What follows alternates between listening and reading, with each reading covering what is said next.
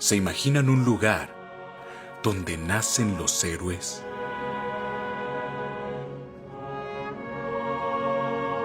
Un lugar donde los hombres y mujeres han construido una ciudad ideal, pintada por la sabiduría de sus experiencias y coloreada por sus acciones. Imaginemos un lugar donde las diferencias de alguna forma se fusionaron en armonía y se logra germinar el digno sentimiento de libertad.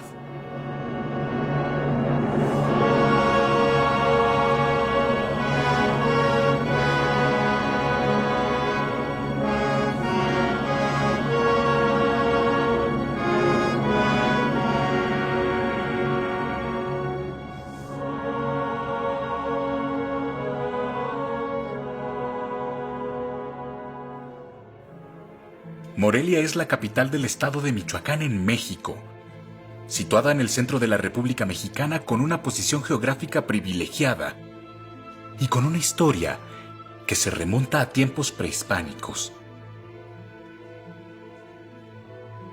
Su relato comienza a 49 kilómetros de la ciudad, hace 480 años.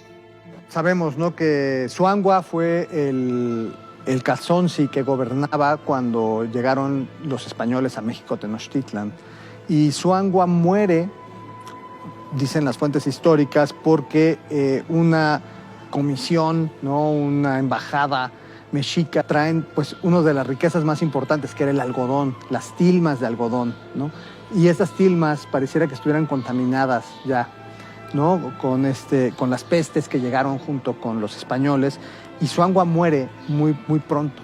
Antzintzin Tanganchuan queda como el nuevo Calzonsi, un Calzonsi joven, un Calzonsi que apenas está empezando a tomar el poder, ¿no?, en ese momento, después de una lucha interna que también se intuye en las fuentes históricas muy importante. Y Antzintzin Tanganchuan es quien va a negociar con Cortés. Pero ¿qué pasa cuando llega la primera audiencia y Cortés pierde el poder, ¿no? Es una lucha de poder también entre españoles. Eso es muy importante, ¿no? O sea, no era, lo español no es un bloque homogéneo, sino era un bloque, eran grupos de poder, facciones. Y en ese momento llega Nuño de Guzmán, y Nuño de Guzmán tiene una agenda completamente diferente. Y una agenda que va a estar en contra de vamos a decir, el noble indígena más poderoso de su época, que era Antzintzin Tanganchuan. Era el único que todavía detentaba un poder importante, ¿no?, en un señorío como el Huacúsecha. Entonces, pues realmente ahí hay un choque, me imagino, muy fuerte, ¿no? Nuño de Guzmán quiere más equipar sus ejércitos para continuar la conquista hacia el norte. Entonces, bueno, pues es aprendido, torturado, juzgado, y finalmente se lo llevan de Tzintzuntzan y ejecutado a orillas del río Lerma.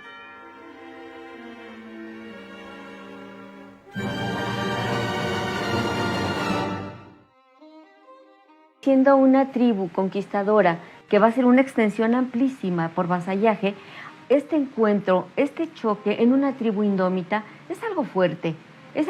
Sin embargo, el Calzonsi, el señor de los múltiples señoríos, que tal era la asignación del gobernante, resulta que dice: no quiero que masacren al pueblo.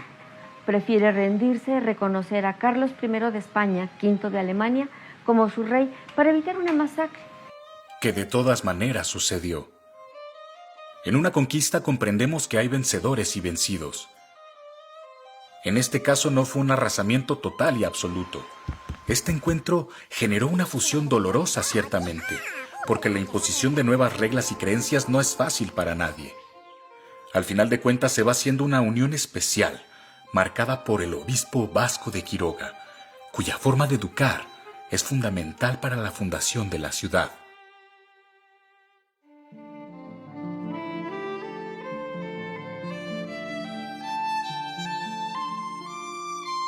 Don Vasco de Quiroga, el madrigal de las Altas Torres, ¿verdad?, su tierra de origen. Es un laico que llega a una función civil, pero gracias a su trabajo, gracias al amor que tiene a los indígenas, es nombrado obispo de Michoacán.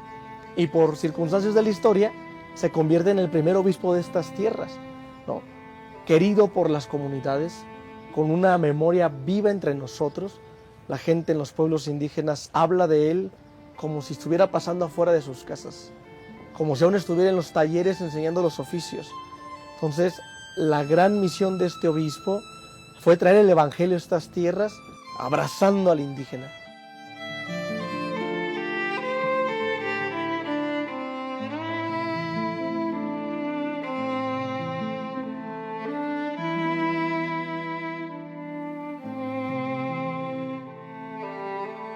En lo que era aquí el Valle de Guayangareo, ¿no? Aquí en donde hoy es Morelia, pues era una zona que no estaba tan densamente habitada como otras zonas que había en el estado, ¿no? La mayor densidad prehispánica, ¿no?, de grupos que había y de gente que habitaba estaba pues en el lago de Pátzcuaro, ¿no?, en las grandes ciudades de Tzintzuntzan, de Iguazio, todas las ciudades alrededor del lago, ¿no? Y era pues el centro de todas las decisiones políticas y sociales de un territorio de más de 75,000 kilómetros cuadrados que abarcaba pues prácticamente todo el actual estado de Michoacán y muy buena parte de los estados vecinos, ¿no? Y entonces, bueno, pues ¿qué es lo que pasa? Que al final es mejor llevarnos la capital de este núcleo potente, consolidado, ritualmente fundamental como era Pátzcuaro, a un espacio vacío. Entonces realmente es como encontrarnos dentro de este espacio vacío y generar un pueblo pues netamente español, ya no, sin esta base indígena tan poderosa como la que tenía en el lago de Pátzcuaro. Específicamente, si hablamos de la parte geográfica, se buscó un sitio, bueno, los españoles que radicaban en la provincia de Michoacán buscaron un lugar donde crear, donde forjar, fundar una ciudad, lo que ellos llamaban de raigambre europea, y que sobre todo no tuviera esta influencia de los grupos indígenas, y donde Vasco de Quiroga, el obispo, el gran personaje del siglo XVI, no tuviera injerencia para poder controlarlos. Esto deja en claro la amenaza que representaba don Vasco de Quiroga para el gran plan de la construcción de una ciudad soñada, la cual nace una madrugada señalada por la corona.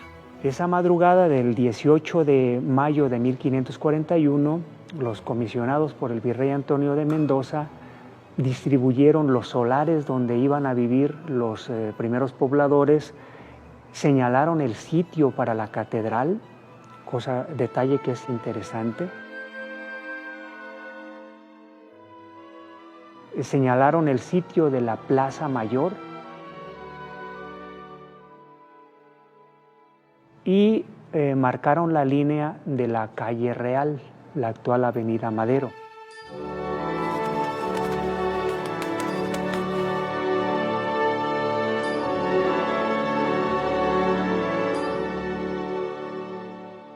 Y vuelvo con el tema de la catedral porque, aunque originalmente no se dijo que la nueva ciudad de Michoacán sería la capital del obispado de Michoacán y de la provincia mayor de Michoacán, es decir, capital eclesiástica y capital civil, al hablar de la construcción de una catedral aquí, ya se sobreentiende que esta iba a ser la capital diocesana, la capital del obispado, del vastísimo obispado de Michoacán. Y el reparto de solares, de espacios donde se iban a establecer las casas consistoriales o la casa del ayuntamiento, la cárcel, la carnicería, es decir, todos estos símbolos, ¿verdad?, de que una ciudad iba a contar con bonanza.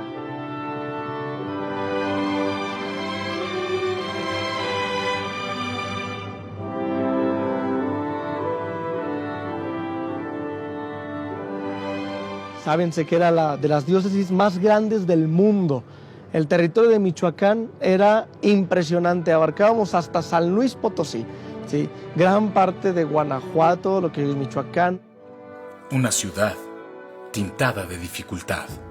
Una ciudad que no crecía al principio, 1541 a 1580, que no se consolidaba, que no había ese auge, que era la ciudad de las pulgas incluso, que era una ciudad con difíciles situaciones para crecer. Sin embargo, hasta la muerte de don Vasco de Quiroga van a empezar a trasladar los cabildos. Y es simbólico el traslado del cabildo eclesiástico y el cabildo civil. Y una ciudad que empieza a tener sus necesidades y su dinámica propia, que requiere de fuerza de trabajo indígena, que requiere de una ciudad para españoles en donde también convivan los diferentes grupos sociales, con una idea de acuerdo a las leyes españolas y de acuerdo a los intereses de quienes se van a establecer en este marco. Yo imagino la ciudad con sus límites en ese periodo, de acuerdo a como lo dicen los especialistas, pues una ciudad que para la mentalidad de hoy es muy pequeña. Se consideraba que para que una ciudad fuera perfecta y que pudiera nacer, crecer y ampliarse adecuadamente, debía de contar con las características platónicas de urbanismo, que son una ubicación geográfica para protegerse de las ventiscas, estar en un sitio ventilado con la finalidad de evitar enfermedades, al mismo tiempo con montañas que protegieran el espacio de huracanes o de algún otro fenómeno climático, que contara con recursos maderables, ríos y canteras donde extraer la piedra para la construcción sólida. Una ciudad diseñada, pero sin mano de obra. Y así llegan a lo que conocimos como la Loma Chata del Valle de Guayangareo, que era un espacio totalmente desocupado.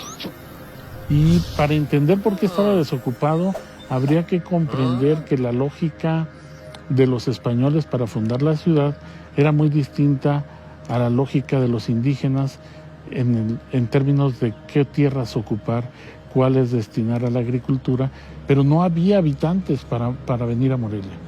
Y los españoles no querían o no podían venir a vivir a esta nueva ciudad porque lo que necesitaban primero es que se les proporcionara la mano de obra para construir los edificios. Y entonces va a haber reiteradas solicitudes al virrey para que generen los instrumentos y obliguen a los indios a acudir de manera secuencial, un porcentaje de la población de cada pueblo.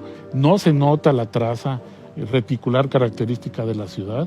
Las pequeñas construcciones que había eran algunas provisionales, otras de adobe, sí, con techos de paja. No se nota más que algunos conjuntos religiosos, pero no con la factoría de cantera que ahora los vemos. Esta primera etapa, digamos, de la fundación de la ciudad va a ser un espacio en el cual vamos a darnos cuenta de lo difícil que es llevar a cabo un proyecto de ciudad.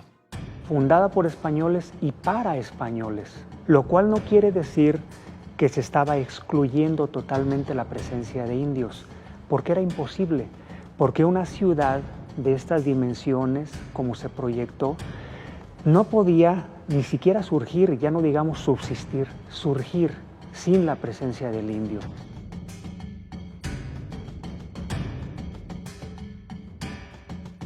Naturalmente, los españoles no iban a construir aquí las casas que ellos deseaban, no iban a construir ellos por sí mismos, con sus propias manos, los edificios de los que se habló el día de la toma de posesión.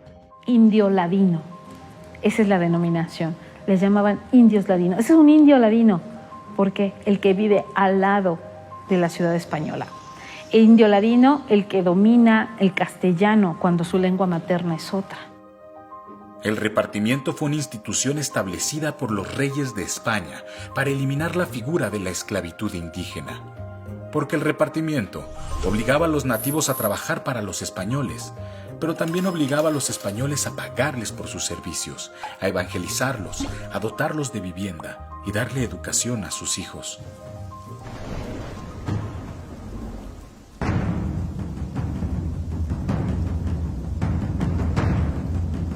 Las leyes hacia 1540-42 prohibían la esclavitud indígena. Sí la hubo, y mucha. Eso fue una de las razones para que Vasco de Quiroga se enarbolara como un defensor encarnizado de los grupos indígenas o los grupos de indios en Michoacán, del cual se habían aprovechado los españoles y los conquistadores en particular, ¿no? Porque no todos los españoles podemos llamarlos conquistadores en el término tácito de la palabra, ya que muchos eran colonizadores. Llegaban pacíficamente, se establecían. Conquistadores son, propiamente dicho, militares que por las armas someten un espacio geográfico, un pueblo determinado, en este caso de indígenas. Mucho se ha hablado de los españoles que hicieron posible la fundación de la Nueva Valladolid, que apelaron una y otra vez a la corona para que se apoyara el establecimiento. Virrey Antonio de Mendoza fue un personaje clave para esta escena política y económica que era la Nueva Valladolid. Virrey Antonio de Mendoza apoya a este grupo de hispanos que están asentados en diferentes haciendas en los alrededores de lo que hoy es el casco de Morelia. Entonces, él los apoya administrativamente, con recursos, haciendo la gestión ante la corona para traer recursos y contratar mano de obra indígena.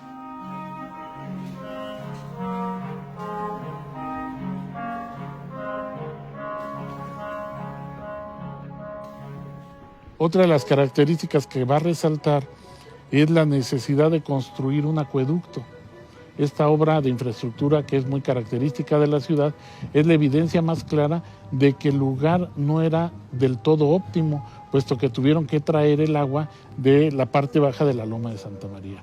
Y el acueducto que ahora vemos, pues tampoco fue el primero, fue el segundo. El primero eran simplemente unos caños de madera, digamos unas canoas ahuecadas del tronco para poder conducir el agua y de barro, pero esta es la prueba más evidente de que el lugar no tenía de alguna manera todas las características que demandaría. El acueducto de la Nueva Valladolid tiene una longitud de 1810 metros, 2 cajas de agua y 253 arcos. Los españoles estaban convencidos que tenían que levantar una ciudad a la usanza española. Ellos quieren una ciudad construida en piedra, y habrá pocas edificaciones hechas en cantera al principio. La primera y la que representa el centro de la Nueva Valladolid fue el Templo de San Francisco.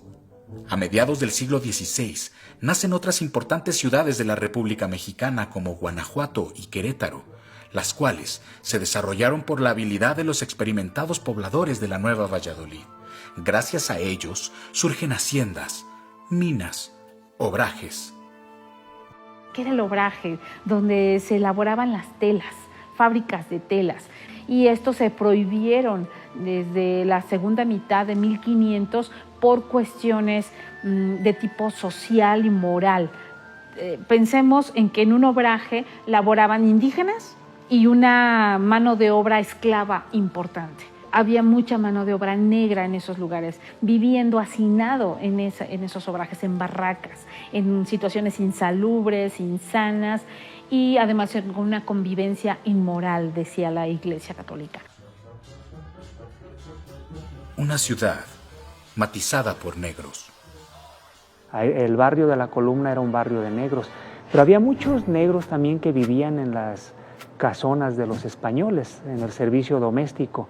Entonces, sí es una ciudad que ha tenido la presencia de muchas razas, y la Morelia de nuestros días es un mosaico de muchas culturas y de razas también, ¿no? Cuando se forja la ciudad de la Nueva Valladolid, se hace un conglomerado de manifestaciones culturales, tanto hispanas como de otros grupos, nahuas, purépechas, pirindas y matlatzincas. Es una fusión multicultural. Sin embargo, los españoles que llegaban a la Nueva España, en su mayoría buscaban escalar socialmente o mantener su estatus por medio de vivir una aventura en tierras lejanas. Los hombres y mujeres que emprendían tremenda osadía tenían nostalgia por los sabores de sus tierras. Esto los obligó a compartir sus recetas con las cocineras indígenas, fusionando con sus manos los sabores de forma magistral. Los españoles trajeron el puerco y la manteca, los franceses las cremas, dando como resultado una cocina moreliana, que es la fusión de las recetas adaptadas a las hermosas manos y sazón indígena. Efecto de esto es un vasto menú de delicias, como los ates o las famosas morelianas, quienes no existirían sin todas las manos que le dieron sabor. Patrimonio de la Humanidad por la UNESCO, que pone en alto a nuestro bello México, alimentando almas, religión y pensamiento. Los conventos eran los ejes de los barrios de indios que se forjaron en torno a la ciudad hispana. Serán San Agustín y San Francisco sobre todo. El Carmen después. El convento del Carmen se funda hacia 1593, finales de 1500, y el convento del Carmen se une a esta labor misional y también de aculturación de los grupos indígenas. Los conventos de claustro de la Nueva Valladolid, reconocido por tener 2 puertas en su fachada, donde las primogénitas de cada familia vallisoletana tenían que cruzar esa puerta y dedicar su vida a Dios para jamás volverlas a ver. Valladolid es una ciudad coloreada por la Iglesia. A través de la evangelización se consolida la conquista. Por lo tanto, la Iglesia Católica va a tener un dominio casi absoluto respecto de usos, de costumbres, de sociedad y de estratos, porque es una sociedad estratificada desde siempre, como en todos los lugares donde hay asentamientos humanos. Entonces, en ese tenor, la Iglesia va imponiendo sus criterios, tanto de modernidad arquitectónica, porque no podemos obviar que la ciudad es un receptáculo de muchos estilos arquitectónicos donde la Iglesia Católica también se constituye en un mecenas del arte, porque genera construcciones muy bellas, tanto en escultura como en arquitectura, como en música, como en poesía, como en pensamiento. La Iglesia fue una madre que dio a luz obras de arte, así como artistas, tanto reconocidos como anónimos, generando una ciudad con una cultura exquisita.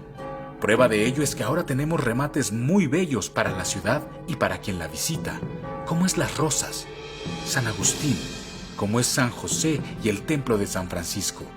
Todos estos quedan en la perspectiva de la calle, pues se buscaba que la iglesia estuviera presente en todo momento en los habitantes de la ciudad, aunque no entraran a misa. Los templos más espectaculares de la ciudad de Morelia son el Templo de Santa Rosa de Lima. Con sus retablos al estilo barroco son hermosos para sentir y contemplar que el tiempo se detuvo. Y el otro, el Convento de San Diego o Santuario de Guadalupe, es el templo consentido de los vallisoletanos, construido en la época virreinal a las afueras de Valladolid. Por lo que se mandó a construir la calzada Fray Antonio de San Miguel, totalmente peatonal para que llevara directamente a los feligreses a la iglesia. La música es importantísima como un medio didáctico para la enseñanza de la nueva doctrina, ¿no? La pintura mural es didáctica, pedagógica y los templos, los conventos estarán llenos de pintura mural.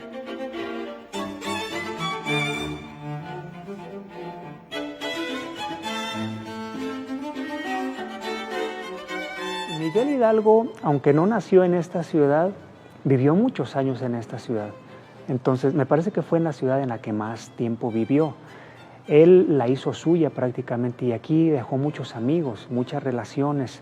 Él se formó aquí, él estudió, llegó acá a estudiar gramática, ¿verdad? Muy, pues niño, prácticamente niño, y ya se fue de aquí siendo todo un teólogo, ¿verdad?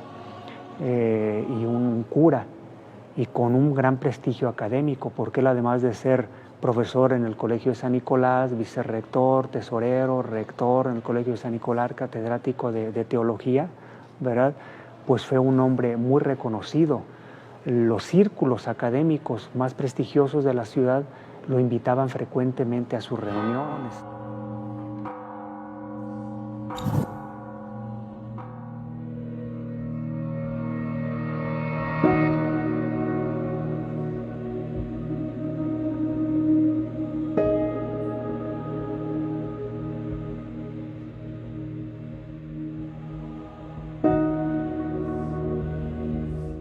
Valladolid es sin duda la ciudad que inspiró a Hidalgo el digno sentimiento de libertad.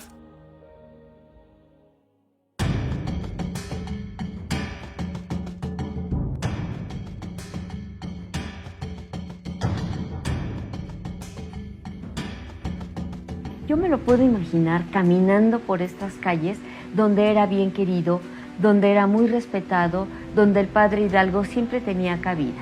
La ideología de Miguel Hidalgo y Costilla se ve influenciada por el acceso a las lecturas prohibidas por la Inquisición, en combinación con el pensamiento francés que estaba vigente en ese tiempo. Se le impregna una nueva manera de percibir las condiciones sociales, no solo por lo que leía, sino por lo que experimentaba de la ciudad y lo que vivía dentro de la estructura social. Miguel Hidalgo era apodado el Zorro, justamente por esa sagacidad con la que discutía temas filosóficos, retóricos, lógicos. Era una figura apasionante. El hecho de que Miguel Hidalgo fuese un teólogo brillante, inclusive definido por algunos de sus contemporáneos como el teólogo más fino del obispado, Miguel Hidalgo hace su entrada a esta ciudad en octubre de 1810, quienes lo reciben con muchísimos vítores y en un tono festivo son precisamente los barrios de indios que estaban asentados.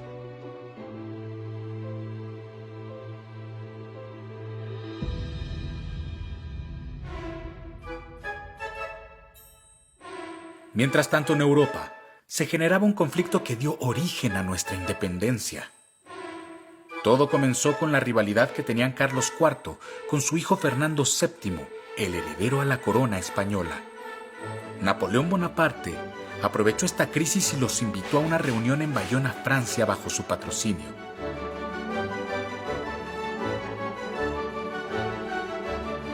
Llegando el día, Bonaparte protagoniza uno de los hechos más deshonrosos de la historia europea, pues toma presos al rey y a su hijo.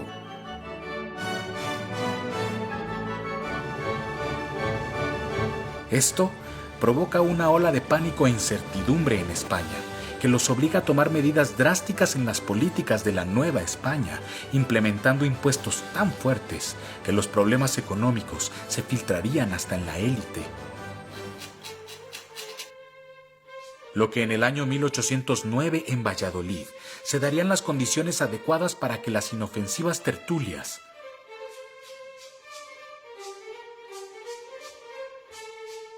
se convirtieran en las juntas donde se iniciaría la conspiración para tomar el control de la Nueva España. Tanto el secuestro como la crisis provocaron que la economía de los vallisoletanos se viera terriblemente afectada. Así es como 4 jóvenes criollos, originarios de Valladolid, encabezaron el movimiento de conspiración. El franciscano Fray Vicente Santamaría, el capitán José María García de Obeso y el teniente de la infantería de la corona, Mariano Michelena, acompañado por su hermano Nicolás. Un día en casa de los hermanos Michelena ocurrió una junta en particular. Los oídos de la corona se enteraron de las reuniones y se procedió a la captura de los 4 líderes. Esto no fue suficiente para acabar con los ideales de independencia.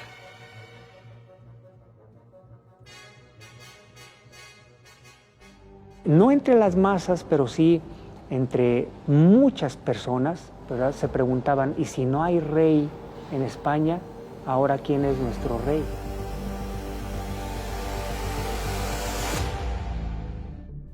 El 30 de septiembre de 1765 fue un día especial para esta ciudad y para esta nación, pues en la Nueva Valladolid nace José María Morelos y Pavón.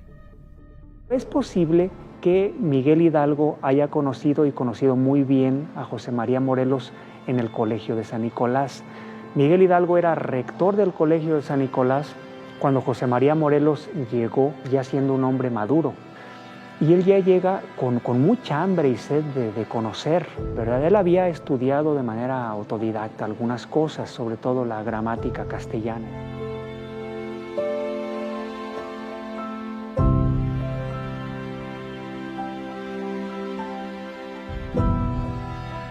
Y llega acá con el deseo ferviente de formarse. Morelos ingresa al Colegio de San Nicolás en calidad de alumno capense. Un alumno capense era aquel que era externo, es decir, que no vivía en el Colegio de San Nicolás, sino nada más asistía a clases y se retiraba a su domicilio. Sacerdote de corazón, claro, con sus bemoles de su vida privada, que también lo hacen una figura humana maravillosa. Pero resulta que el padre Morelos tiene un espíritu que viene a ofrecerse como capellán del ejército insurgente, pero la respuesta de Hidalgo es increíble. No necesito capellanes, necesito generales, y como se incluye Morelos, que era un líder nato, bueno, va a ser un detonante dentro del movimiento, dentro de la segunda etapa independentista, va a ser una figura medular. Pero esta figura medular ama la ciudad de Valladolid. Simplemente narra con todo el corazón en la mano diciendo, donde yo nací es el jardín de la Nueva España. Entonces, imagínate la pasión que despierta esta ciudad. Morelos, después de su triunfo en Oaxaca, en Cuautla, en Acapulco, etc., decide, ¿verdad?, capitalizar su anhelo, su sueño de tomar su ciudad natal, ¿sí? Y para eso, pues, se acerca a todas sus tropas, su Estado Mayor. Llegan acá en diciembre de 1813 a las Lomas de Santa María, y desde ahí José María Morelos escribe una carta que la envía al comandante militar que estaba aquí en Valladolid de Michoacán, en la cual les exige la capitulación, que entreguen la ciudad, porque dice, de no hacerlo, no quedará cabezas sobre los hombros, ¿sí? Y esto será una degollina terrible, y sobre su conciencia quedará lo que pueda pasar. Una noche invernal de 1814, Agustín de Iturbide logra enterarse de la estrategia que ejecutaría Morelos, que a falta de uniformes en el ejército insurgente, pidió que se pintaran la cara de negro como distintivo. Iturbide, al obtener esta información, manda a unos cuantos de su tropa a tiznarse el rostro y causar caos entre las tropas insurgentes. Al atacar por ambos costados, provocó que los insurgentes se dispararan los unos a los otros. Este fue el inicio de la decadencia de José María Morelos y Pavón. Y ahí lo más triste fue, además de la derrota de los insurgentes comandados por Morelos, que el brazo derecho de Morelos, el cura de Jantetelco, Mariano Matamoros, le cubre las espaldas a Morelos, pero él es capturado, traído a esta ciudad, encarcelado en las cárceles episcopales, hasta que fue sacado y fusilado en lo que es actualmente conocido como el Portal Matamoros, antiguo portal del Eque Homo.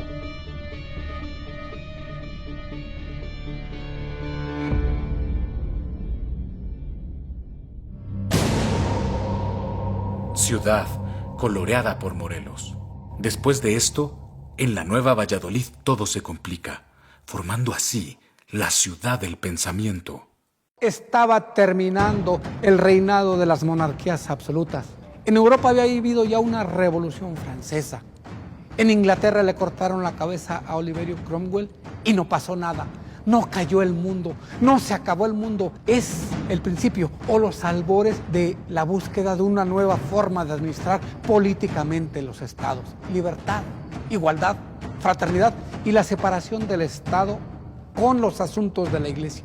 Una iglesia que hasta ese momento tenía controlado ideológicamente las conciencias de todos sus habitantes, situación que también ocurría en Valladolid de Michoacán. A Michoacán llegaban esos aires de renovación mediante los libros, los periódicos y las cátedras en los colegios, el Seminario Tridentino de San Pedro de Valladolid y el Colegio de San Nicolás, así como el Colegio Jesuita. El liberalismo se concibe como la idea en donde las naciones están separadas completamente en los asuntos administrativos Estado-Iglesia, en donde el Estado debe tomar las riendas, el poder y el control de los ciudadanos, de los hombres que en ese momento van a estar dirigiendo los destinos de algo que se llama México.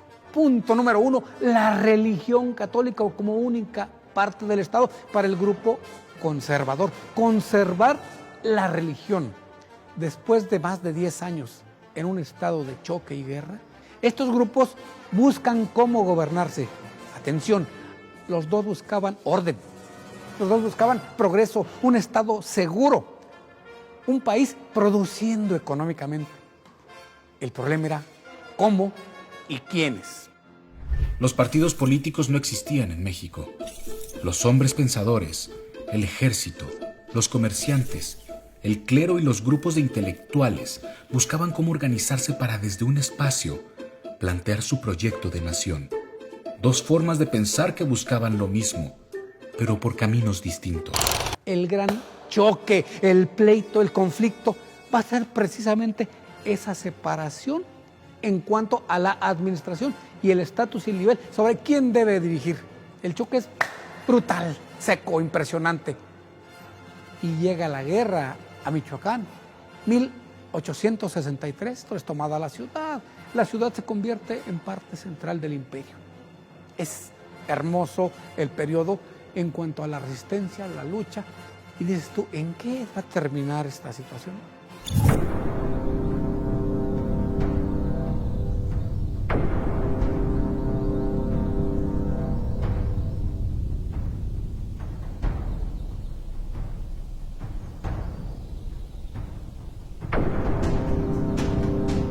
Se dejan de lado ya los ideales para dar paso a las armas, al ataque, a las armas, a la guerra. Gracias a la guerra y a tantas batallas ocurridas en la Nueva Valladolid, se generó un grupo de guerreros implacables. Pues el ejército francés trae tecnología, trae hombres de África, trae suavos, trae argelinos, trae gente de Bélgica, la escolta de la mamá Carlota, por supuesto, contra un ejército de Juárez primeramente maltrecho, asalto de mata, y que para Michoacán van a usar la llamada guerra de guerrillas con los chinacos. El chinaco es un ser especial. Es indígena, es negro, es mestizo, es mulato, es un michoacano que se siente michoacano hasta el tuétano, que sabe el azar, que florea la riata, que anda en el caballo, combate, grita, aúlla, que persigue y que es perseguido, que se esconde, que sale, que viene, que busca y que rápidamente se desaparece en el bosque y no lo encuentra. La guerrilla nunca terminó. Michoacán ganó por ese sentimiento nacionalista del grupo llamado chinaco. Para elegir el nombre que merecía la ciudad, se generó una fuerte discusión en el Congreso. Algunos pedían que se le llamara Michoacán, otros Ciudad Morelos o simplemente Morelos, ya que el hijo consentido de esta ciudad y de la Nueva España se llamaba José María Morelos y Pavón. Había que honrarlo y al mismo tiempo que se articulara el nombre de una ciudad. Así es como se llegó a la eufonía de Morelia, un dulce nombre. Si Bolivia era el lugar de Simón Bolívar, ¿por qué no Morelia, el lugar de José María Morelos? Por la belleza de Morelia se le han puesto varios sobrenombres. La ciudad de las puertas abiertas, la rosa de los vientos, la ciudad de la cantera rosa, la joya virreinal de América. A lo largo de los años, la ciudad que hoy en día conocemos ha crecido de la mano de las ideas, de la mano de los personajes y caminos que han surgido gracias a Morelia. Las batallas libradas nos han enseñado que debemos de estar orgullosos de nuestra historia y que debemos luchar día a día por la libertad y el bienestar de nuestra gente. Esta tierra ha crecido gracias a la educación. Es por eso que el mismo Melchor Ocampo literalmente dejó más que su vida y estudio en las aulas. La biblioteca que lleva su nombre aún tiene libros de su puño y letra. El amor de Ocampo al Colegio de San Nicolás fue tan grande que una de sus últimas voluntades fue: mi corazón le pertenece al Colegio San Nicolás. Desde 1884, su corazón reposa en el lugar donde fue más feliz. Morelia cuenta con 1,113 monumentos históricos. En su centro podemos encontrar 24 templos y una majestuosa catedral hecha en su totalidad a mano, única en México dedicada a Cristo, de 66 metros de altura. Su piedra angular fue puesta el 6 de mayo de 1660 y duró 84 años en construirse. Las tarascas, 3 indígenas purépechas hincadas sobre una yacata y cargando una batea con todos los frutos que Michoacán ofrece. Representan las 3 princesas indígenas, Atzimba, Heréndira Itzetzerangari. El Centro Histórico de Morelia para la UNESCO es considerada desde 1991 Patrimonio Cultural de la Humanidad. Este título de honor lo llevan solo 260 ciudades en el mundo, y es requisito esencial que se conserve la traza original y que la existencia y belleza del lugar sean de un nivel tan excepcional que enriquezcan a todo aquel que lo visita. Morelia también está forjada por sus tenencias: Atapaneo, Atécuaro, Capula, Chiquimitío, Cuto de la Esperanza, Jesús del Monte, Morelos, San Miguel del Monte, San Nicolás de Obispo, Santa María de Guido, Santiago Undameo, Tacícuaro, Tremendo de los Reyes y Tiripetío. Enclavadas en la zona rural, las cuales con el paso del tiempo han aportado recursos naturales a la ciudad: mano de obra, tradiciones, gastronomía, historia y leyendas, artesanías, pero sobre todo, gente. Hombres y mujeres orgullosos de sus raíces, fieles a sus orígenes y a su tierra. Las tenencias de Morelia son 14 destinos especiales, hermosos e irrepetibles.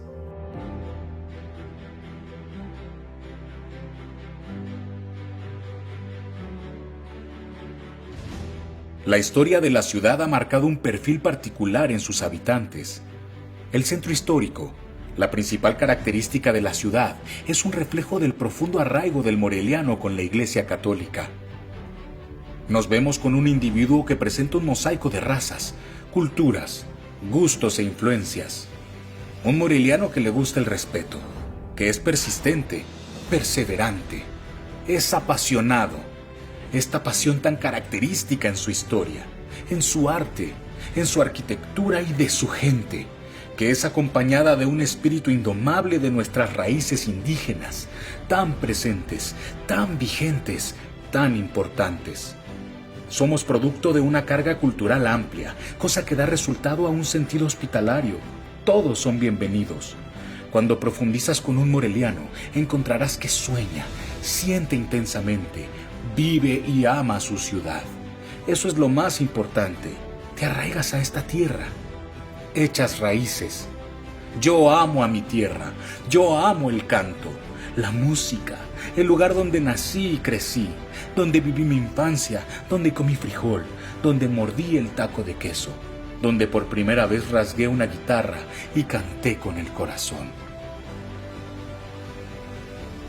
Morelia mía, madre tierra de diseño con propósito, que ha sido forjada a mano por los seres que aportaron desde su trinchera, lugar donde se cristalizan los sueños y emanan las posibilidades, proveedora eterna de importantes situaciones, conflictos, intrigas, guerras y victorias, pero principalmente de amor, de ese amor que fecunda, de ese amor que construye y que hace de cada uno de sus habitantes seres dotados de grandes facultades.